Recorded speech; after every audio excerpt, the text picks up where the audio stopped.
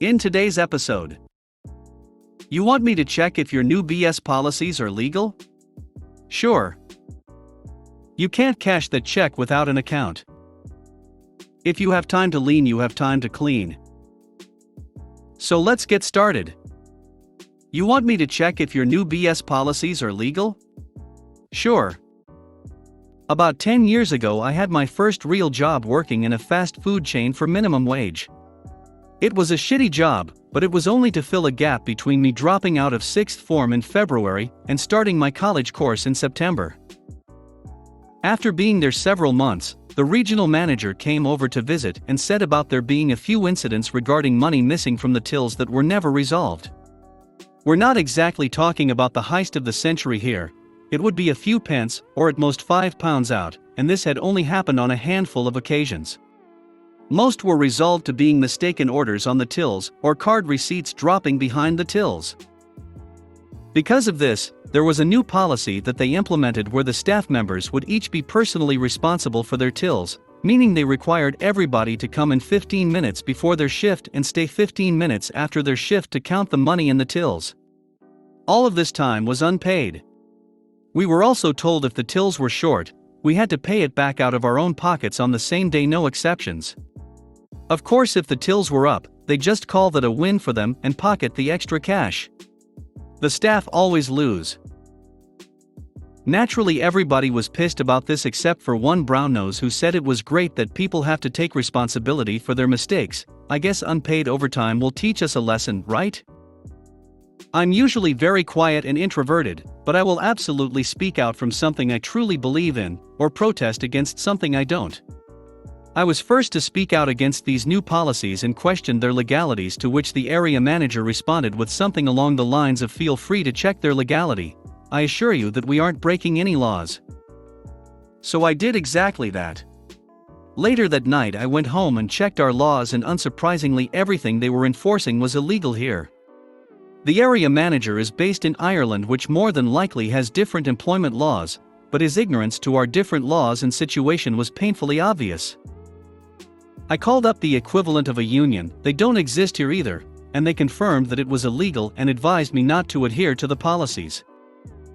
Next shift comes around and I roll in at 11 a.m., my start time, and immediately the other staff start kicking off. I went upstairs, counted my float in the 15 minutes they expected it to take, and then actually started working at 11:15. I explained myself to the rest of the staff and showed them evidence, and they all decided to follow suit. Everybody except for Brown Nose. She insisted that we all needed to do our part for the company that pays us minimum wage, don't forget, and that we should be grateful for the jobs, still minimum wage. None of us took that on board and left her to carry on working for free if that's her choice. I think she was expecting something from the boss for her dedication. The local manager was also on our side, but he did have to tell the regional manager what was happening. On the regional manager's next visit about a month later, he started having meetings with the staff to investigate what this was all about and why we weren't sticking to the policy, and they all pointed towards me telling them not to. When he got round to the meeting with me, he was pissed and started kicking off at me and asking why I was so determined to overrule him, to which I replied, you told me to check the legalities of the policies, so I did, and showed him the evidence in the form of our local employment laws on my phone. Defeated, he left and decided to withdraw all the policies, including the ones where we had to waste time counting the floats and pay back any shortages. The rest of the staff there liked me for it, except from Brown Nose, but nobody liked her anyway. You can't cash that check without an account. Not necessarily malicious, but I definitely complied.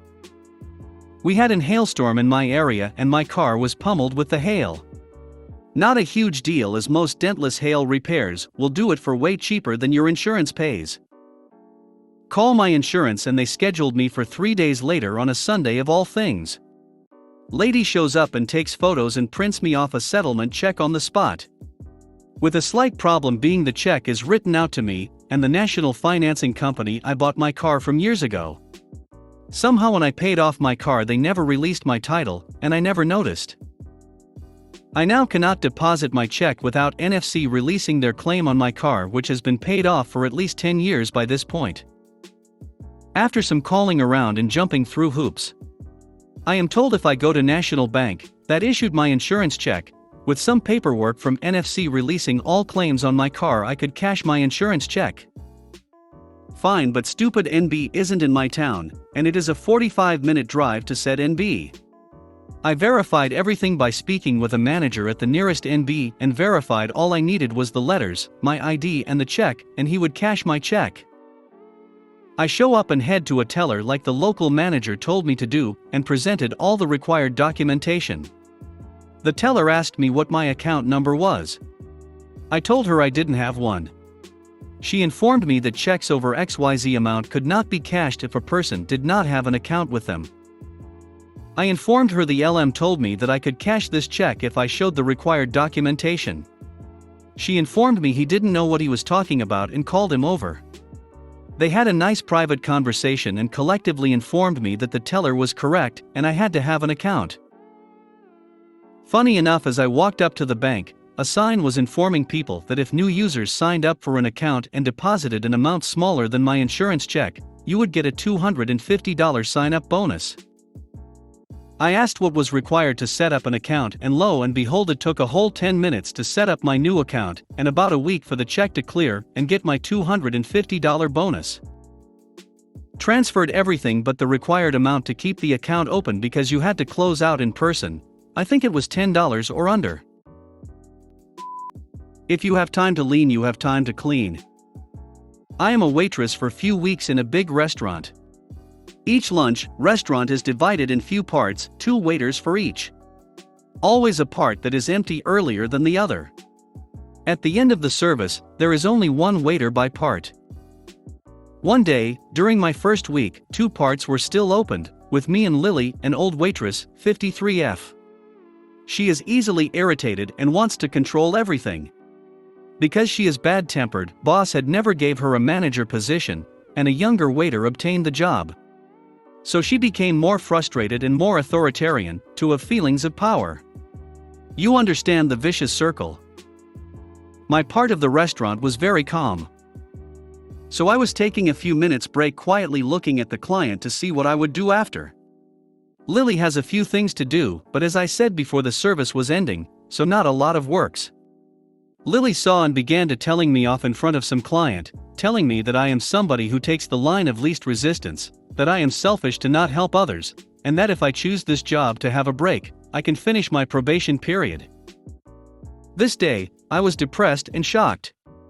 I did not understand before everybody takes some break sometimes. Fortunately, she is a heavy smoker. 1 week later, I was serving with the boss, and she was alone again. I saw her put a lighter in her pocket, that was meaning a smoke break. Indeed, her part of restaurant was almost empty, and she had few minutes before a client asking for something. Immediately I jump on her to ask some help. Just few helps, but enough for her to have to come back to her clients before smoking. 3 times I did it. At the end she was very irritated even with client. At the end my boss asked me to let her have a break. I played innocent card. Sorry, she didn't have any work for the moment, and I want the smoothest service for clients. My boss explained to me that we can have break. I told him everything about the incident, used the exact same term. He was angry at least. The consequences was not so important. But I changed my place with Lily this day. She has to serve all my clients under boss's eyes, while I only need to serve 2 more tables. She works 2 hours more than me this day. During 1 more week, she worked on the part that closes later than the others, with supervised breaks. She never annoyed me again. Thanks for watching.